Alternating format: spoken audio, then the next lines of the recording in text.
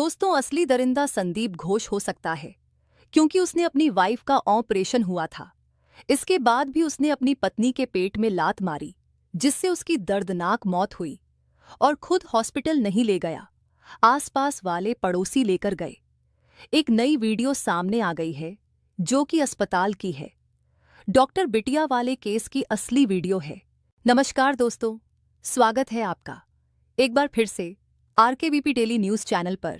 दोस्तों, अभी कोलकाता केस को लेकर एक ऐसी वीडियो सामने निकलकर आ रही है जिसको देखने के बाद हर कोई दंग है। सीबीआई तो सर पकड़कर बैठ गई है। सीबीआई को लगता है ऐसा कैसे हो सकता है, क्योंकि इस वीडियो ने पूरे केस को ही पलट डाला है। केस में कुछ ऐसा दिखाई दे रहा है जैसे मानो संजय राय असली दरिंदा नहीं बल्कि कोई और है। इस नई वीडियो ने ऐसे ऐसे खुलासे किए हैं जो अभी तक नहीं हो पाए हैं। अगर यह वीडियो सीबीआई के हाथ ना लगती तो असली हैवान सामने ही नहीं आता और अपनी हैवानियत का शिकार किसी और को बनाता। दोस्तों, यकीन मानिए, जो अभी नई वीडियो कोलकाता केस को लेकर सामने आई है, इसको देखने के बाद सीबीआई का पूरा डिपार्टमेंट तो हैरान ही है। साथ ही साथ पूरे पुलिस डिपार्टमेंट के होश उड़ गए हैं। पुलिस से लेकर सीबीआई तक सभी परेशान हैं।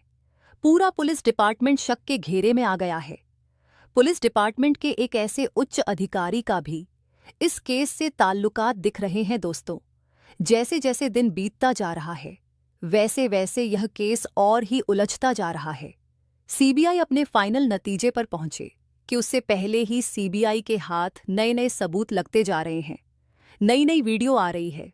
पता नहीं, हमें ये नहीं समझ में आ रहा है कि ये कैसे हैं या फिर फेल हो गया है, जो केस को और ही क्रिटिकल बनाते जा रहे हैं।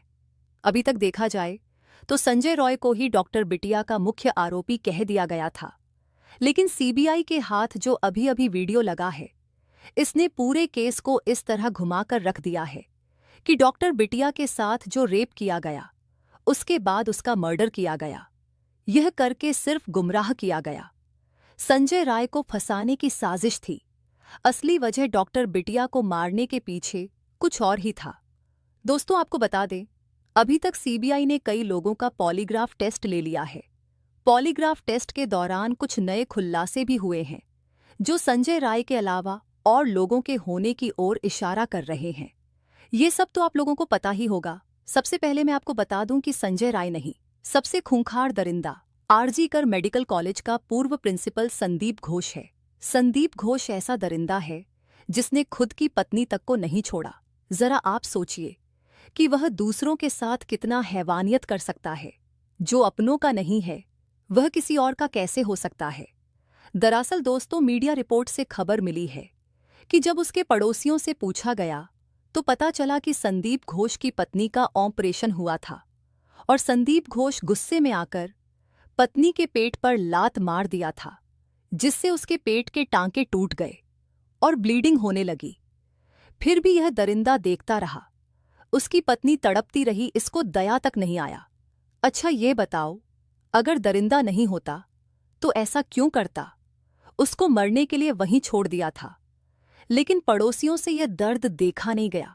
पड़ोसियों ने उसे अस्पताल ले जा रहे थे, तभी बीच में इसकी पत्नी ने दम तोड़ दिया था। अभी इसकी पत्नी भी नहीं है। तो दोस्तों, देखो कितना दरिंदा है ये संदीप घोष। दोस्तों, पूरे भारत के लोग गुस्से में है। संदीप घोष को फांसी देने की मांग कर रहे हैं। बताया यह भी जा रहा है कि संदीप घोष अस्पताल के अंदर लड़कियों को भी लाता था, साथ ही साथ अपने दोस्तों को भी लड़कियां लाने के लिए अलाव कर रखा था। खुद तो वैसा था लेकिन लोगों को भी बर्बाद कर रहा था। यानी कि इससे यही साबित होता है कि अस्पताल के अंदर दरिंदगी रैकेट की तरह चल रही थी। डॉक्टर बिटिया को कुछ ऐसा पता था जो संदीप घोष के गले का फंदा बना सकता था। अपने गले के फंदे को हटाने के लिए उसने इतना बड़ा कदम उठा लिया, कोई सोच भी नहीं सकता। इसीलिए संदीप घोष अपने साथियों के साथ मिलकर डॉक्टर बिटिया के साथ इतना जघन्य अपराध किया है। दोस्तों, सूत्रों के हवाले से यह खबर मिली है कि संदीप घोष की पहुंच ममता बनर्जी तक है। इसीलिए बताया जा रहा है कि संदीप घोष को लगातार बचाने की कोशिश किया जा रहा है। उसे लोग बचना चाह रहे हैं, पैसों की गड्डियां उड़ा रहे हैं। पूरा पुलिस डिपार्टमेंट पूरे केस को कवर अप करता हुआ नजर आ रहा है। इसीलिए तो घटनास्थल पर 40 मिनट लेट पुलिस पहुंची थी, तब तक दर्द ने कई अहम सबूतों को मिटा दिया था। जब पुलिस पहुंची तब वहां पर कोई सबूत था ही नहीं। इसके अलावा सिर्फ संजय राय को फंसाकर पूरे केस को क्लोज करना चाहती थी। लेकिन कहते हैं ना, चोर कितना भी ज्यादा चालाक हो, लेकिन कोई ना कोई सबूत छोड़कर ही जाता है। इस केस में भी कुछ ऐसा ही दिखाई दे रहा है। कोलकाता पुलिस, लेकिन अहम वक्त पर सीबीआई आ गई, नहीं तो डॉक्टर बिटिया को कभी इंसाफ मिलता ही ना। अब पूरी उम्मीद की जा रही है कि डॉक्टर बिटिया को सीबीआई के आ जाने के बाद इंसाफ मिल सकता है। लेकिन अभी दोस्तों ऐसे ऐसे पेंच फंस रहे हैं, ऐसे ऐसे नए सबूत मिल रहे हैं। कुछ ऐसे भी सबूत हैं जिनकी तलाश सीबीआई कर रही है, लेकिन अभी हाथ कुछ नहीं लगा है, जो कि डॉक्टर बिटिया के इंसाफ मिलने में रुकावट पैदा कर रहे हैं। दोस्तों एक बात तो साबित हो गई है कि जिस तरह से संदीप घोष को और अस्पताल को कवर अप किया जा रहा है, उससे यही लगता है कि संदीप घोष के साथ साथ कोई ऐसा पावरफुल दरिंदा इसके पीछे है जिसे बचाने की हर संभव प्रयास किया जा रहा है। लेकिन सीबीआई की इतनी कड़ी मेहनत के बाद शायद ही दरिंदा बच पाएगा। तभी तो बीच बीच में कुछ ऐसे ऐसे हरकत किया जा रहे हैं ताकि सीबीआई का ध्यान मैन केस से हट जाए। वहां उसका ध्यान जा ही नहीं। लेकिन अभी अभी जो वीडियो आई है, इसने एक नया ही मोड़ इस केस में ला दिया है। तो दोस्तों इस वीडियो से क्या नया खुलासा हुआ है, जानेंगे इस वीडियो में। लेकिन उससे पहले डॉक्टर बिटिया को इंसाफ मिले और उसके जो अपराधी दरिंदे हैं उन्हें फांसी की सजा दी जाए, इसके लिए इस वीडियो पर एक लाइक तो बनता है। फटाफट वीडियो को लाइक कर दीजिए। दरअसल दोस्तों ट्रेनी महिला डॉक्टर के साथ रेप और फिर हत्या के मामले से जुड़ा एक अहम वीडियो सामने आया है। वीडियो कोलकाता के आरजी कर मेडिकल कॉलेज के अंदर का बताया जा रहा है। यह वीडियो उसे समय है का है जिस समय बिटिया के साथ दरिंदगी हो रही थी, जिसमें सेमिनार हॉल के अंदर का दृश्य दिखा। वीडियो में देखा गया है कि सेमिनार रूम के भीतर शव फर्श पर पड़ा है। शव को नीले कपड़े से ढका गया था। शव को ढकने के लिए बगल में सिर्फ 5 फीट का सफेद कपड़ा लटका हुआ है। टेबल पर एक बैग भी रखा हुआ है जो कि डॉक्टर बिटिया का है, जिसके साथ दरिंदगी की गई थी। और वीडियो घटना के कुछ देर बाद का बताया गया है। इसी से जुड़ा एक और अहम वीडियो मिला है जिसमें देखा गया कि सेमिनार रूम के सामने और अंदर बड़ी संख्या में लोगों की भीड़ जमा है। इस केस की जांच कर रही सीबीआई ने सुप्रीम कोर्ट में दावा किया था कि क्राइम सीन के साथ छेड़छाड़ की गई है, जिसकी इस वीडियो से पुष्टि की जा सकती है। लेकिन कोलकाता पुलिस का कहना है कि वीडियो में वही लोग दिख रहे हैं जिन्हें वहां रहने की इजाजत दी गई थी। इससे पहले एक वीडियो भी सामने आया था जिसने पश्चिम बंगाल सरकार और कोलकाता पुलिस की कार्यशैली पर बड़ा सवाल खड़ा कर दिया। 45 सेकंड के इस वीडियो को 9 अगस्त की सुबह उसी सीन ऑफ क्राइम का बताया जाता है जहां अस्पताल के अंदर ट्रेनी डॉक्टर के साथ रेप और कत्ल जैसी भयानक वारदात हुई थी। इस वीडियो में सीन ऑफ क्राइम में लोगों की भीड़ दिखी, जिसमें वे एक दूसरे से बातें करते, ताकते झांकते और मोबाइल फोन चलाते देखे गए। इससे भी ज्यादा हैरानी की बात यह कि लोगों की इस भीड़ में पुलिस वाले भी मौजूद रहे। कोलकाता पुलिस ने वीडियो को 9 अगस्त की सुबह अस्पताल के सेमिनार रूम का तो माना है, लेकिन उसका कहना है कि तब तक उसने लाश के इर्द गिर्द वाली जगह को क्वाड ऑफ कर दिया था, यानी घेर दिया था, और यह लोग उस घेरेबंदी वाली जगह के बाहर खड़े हैं। लेकिन कोलकाता पुलिस की इस सफाई से ही यह साफ है कि इतने सारे लोग उसी सेमिनार हॉल के अंदर तब घुस आए जब हॉल में लाश पड़ी थी, और सीन ऑफ क्राइम को सुरक्षित करना पहली और सबसे बड़ी जरूरत थी। इस वीडियो में कुछ लोगों की पहचान का दावा भी किया गया है।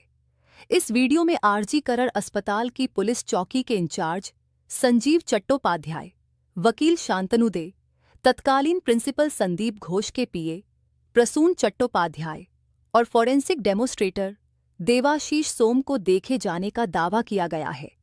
ऐसे में सवाल यह उठता है कि आखिर इतने सारे लोग सीन ऑफ क्राइम पर क्या कर रहे हैं।